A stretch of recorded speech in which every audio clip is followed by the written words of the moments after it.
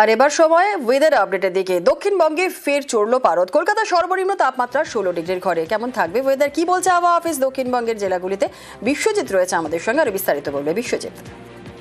আজও 16 ডিগ্রির ঘরে কলকাতার তাপমাত্রা, তবে আজ প্রায় 17 ডিগ্রির কাছাকাছি 16.8 ডিগ্রি সেলসিয়াস, এবং আগামী কয়েকদিন 15 থেকে 17 ডিগ্রি সেলসিয়াসের মধ্যেই তাপমাত্রা কলকাতায় যেমন থাকবে, তেমনি পশ্চিমের জেলাগুলিতেও তাপমাত্রা বাড়বে। অর্থাৎ এই যে তাপমাত্রা সকালে এবং সন্ধ্যায় শীতের আমেজ থাকলেও বেলা বাড়লে শীত উধাও হবে। রোদের দেখা মিললেই কার্যত শীতের অনুভূতি কমতে থাকবে, এবং দিনের বেলায় কলকাতা সংলগ্ন যে জেলাগুলি সেখানে উষ্ণতার ছোঁয়া পাওয়া যাবে। তবে এখনই ঘন কুয়াশার কোনো সতর্কবার্তা নেই। সকালের দিকে হালকা কুয়াশা এবং রোদ উঠলে আস্তে আস্তে উষ্ণতাও বাড়বে, এমনটাই পরিবেশ থাকবে আগামী কয়েকদিন।